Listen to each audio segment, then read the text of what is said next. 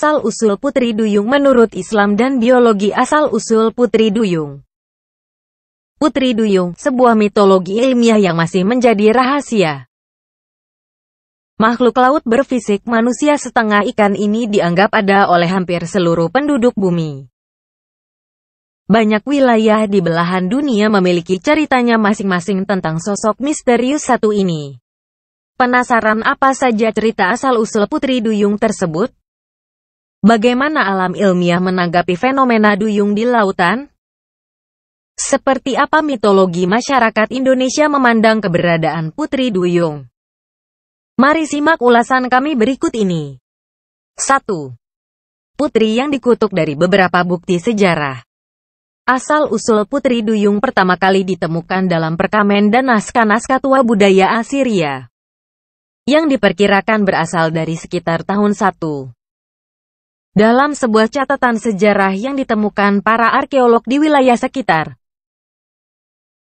diketahui bahwa masyarakat Assyria kala itu percaya jika Putri Duyung adalah putri raja yang dikutuk oleh alam karena membunuh suaminya sendiri. Ia menceburkan diri ke Laut Tengah dan berubah wujud menjadi manusia setengah ikan. Ya, pinggang ke atas berwujud gadis cantik, sedang pinggang ke bawah berbentuk ikan. Ia kemudian tinggal di laut dan sering mengganggu kapal-kapal yang lewat di atas tempat tinggalnya. Ia akan menenggelamkan dan membunuh semua awak kapal yang berlayar di lautnya sebagai balasan atas kutukan alam yang diberikan kepadanya. 2. Duyung si pengawal dewa-dewi laut. Lain halnya dengan mitologi Assyria.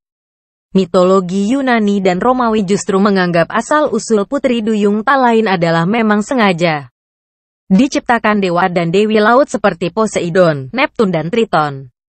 Mereka diciptakan untuk menjadi pengawal kerajaan dan menemani para dewa dan dewi dalam perjalanan mengelilingi laut. Putri Duyung dalam mitologi Yunani dan Romawi tidak terbatas pada perempuan. Mereka percaya jika duyung juga memiliki dua jenis kelamin, perempuan dan laki-laki sama seperti manusia. Mereka juga percaya para duyung pengawal kerajaan memiliki kekuatan yang sangat dahsyat.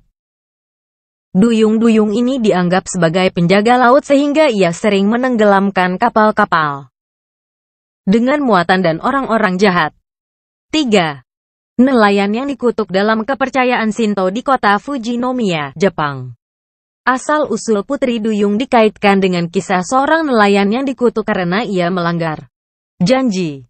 Ia berjanji pada gurunya untuk tidak memakan makanan yang bersumber dari hewan. Namun ia mengingkarinya.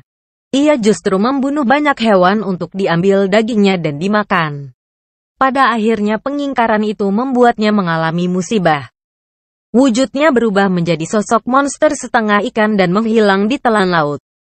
Seiring berjalan waktu, kepercayaan agama Shinto itu membuahkan sebuah hukum. Para pengikutnya dilarang untuk memakan segala makanan yang memiliki nyawa. Mereka percaya, pelanggaran terhadap hukum ini akan membuat mereka berubah menjadi monster ikan. Ya, berubah jadi monster ikan. Bukan hanya omong kosong, bukti keampuhan hukum ini memang ada. Bukti yang bisa kita lihat hingga saat ini. Bukti itu ada di sebuah kuil Shinto di Fujinomiya. Di sana ada sebuah mumi duyung berusia 400 tahun. Tingginya 170 cm. Setengah tubuhnya bersisik persis ekor ikan. Kuku-kukunya panjang, sekitar 20 cm. Berkepala besar. Hanya punya sedikit rambut. Hanya sejumput rambut yang tumbuh di depan kepala. Mata dan mulutnya terbuka, persis seperti ditampilkan pada gambar mumi Putri Duyung di bawah ini. Mumi duyung yang kini menjadi satu-satunya yang ada di dunia. 4. Kisah asal-usul Putri Duyung dari belahan dunia lainnya selain ketiga mitos di atas. Ternyata cerita asal-usul Putri Duyung juga masih bisa ditemukan di belahan bumi lainnya. Misalnya di Eropa Barat yang mengaitkan Putri Duyung dengan seorang gadis yang bunuh diri terjun ke dalam jurang di lautan. Di Rusia Timur yang mengaitkan asal-usul Putri Duyung dengan Rusalka, sesosok hantu wanita yang sering menakuti para pria di pesisir laut. Di China yang mengaitkan Putri Duyung dengan cerita kerajaan laut. Di Indonesia yang mengaitkannya dengan jenggot dan masih banyak lagi. Fakta tentang Putri Duyung menurut kajian ilmiah meskipun cerita asal-usul dan bukti-bukti fosil banyak ditemukan di berbagai belahan dunia, hingga kini Putri Duyung masih tetap menjadi misteri. Mengenai benar atau tidaknya keberadaan manusia setengah ikan ini di laut dunia, hingga sekarang masih belum dapat dibuktikan. Bahkan setelah para ahli biologi yang tergabung dalam WAB, World Association Biological, melakukan penelitian panjang.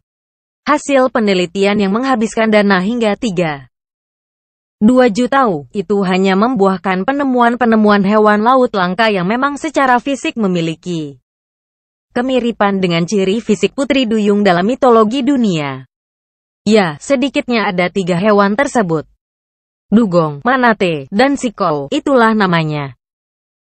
Dugong adalah mamalia laut yang ditemukan di perairan dangkal pantai India hingga Australia. Warnanya coklat kelabu, tubuhnya panjang sekitar 2,7 meter, dan hidup hingga usia 70 tahun. Mante adalah ikan sepanjang 2 meter dengan bentuk tubuh bagian atas mirip seperti wanita. Memiliki rambut panjang dan hidup di perairan Karibia hingga Amerika Selatan persis sama dengan jenggot dalam bentuk raksasa. Sikol, sapi laut, adalah mamalia laut bertubuh besar dengan panjang 7,6 meter. Bentuknya seperti sapi, hanya saja kaki belakangnya tidak ada. Bagian tubuh belakangnya sama seperti ikan pada umumnya, memiliki sirip dan bersisik. Nah, itulah beberapa hal yang saya dapat ceritakan seputar asal-usul Putri Duyung. Saya menulis cerita ini dengan banyak sekali sumber. Hargai karya saya dengan mencantumkan link artikel ini jika Anda mengcopinya. Terima kasih. Subscribe Anissa Fatihah.